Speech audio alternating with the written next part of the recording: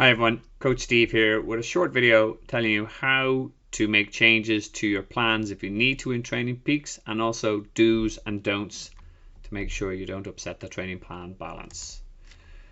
Okay, so first do move stuff around if it doesn't work for you. As I said, if the plan doesn't marry up to what you need, you can move stuff around.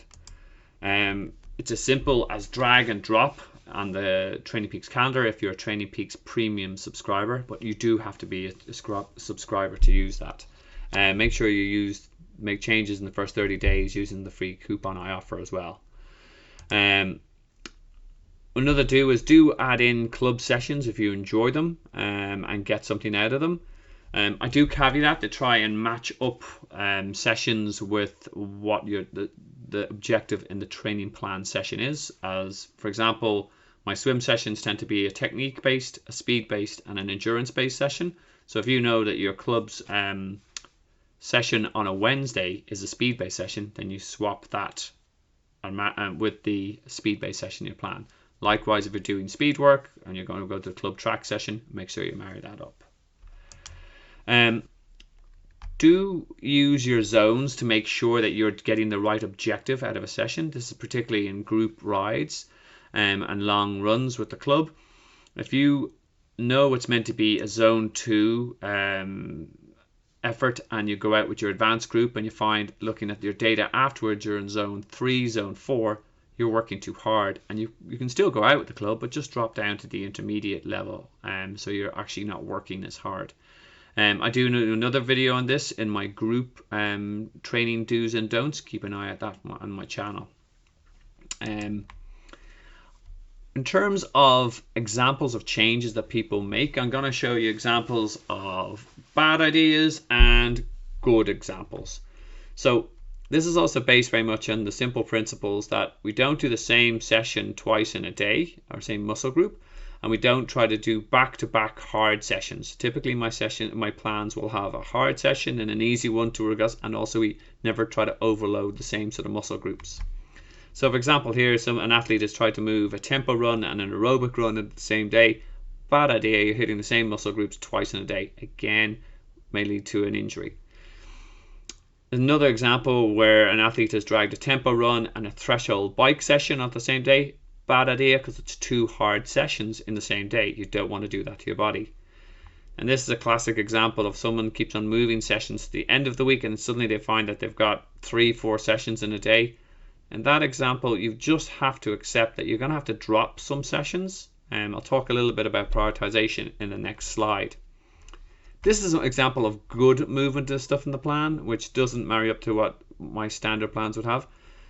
An athlete wants to do his club swim set on a Monday, and then but then he also has to get a run in. He'll be doing swim, mainly targeting upper body, and then a run session in the evening. That works. Or this is another example of where an athlete's moved a run session and a bike session to the next day, and that's okay because it's an easy enough run. It's only aerobic, but it's a hard bike, so that's the easy hard mix that they're looking for. Some other things I say that when you're making changes, don't avoid the stuff you don't like. That's probably, if you don't like swimming, it's probably because you're a weak swimmer and actually need to do more of that. So don't use moving stuff in the plan as an excuse to avoid the stuff that you need to do. A good principle and mantra to remember is train to your weaknesses and race to your strengths. So if you're a weak swimmer, load up that. If you're a strong runner, you attack on the run. Don't cram. I've shown that example where someone has a swim, bike, run in the same day. It's a bad idea unless you're actually racing. In terms of prioritization, I kind of look at it this way. When people are time crunched and if you have to move stuff around and you have to sacrifice something, your long bike is your go-to session. You'll get even aerobic run benefits off that if you do all your long bikes. Long run, again, you need to build up that aerobic base. And in the build phase, you'll have kind of race pace sessions. So that's going to be also crucial no matter what phase of the plan you're in. Long swim, again, aerobic basis. And if you're doing a good stroke, you're building a good technique. Lower priority, your higher intensity midweek turbo or bike. Under that, the midweek run.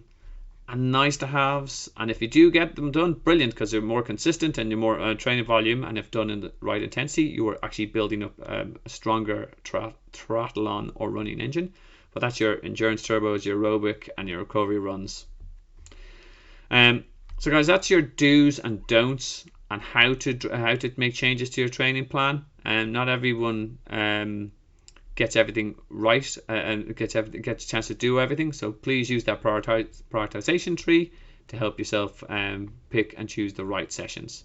Okay, best of luck.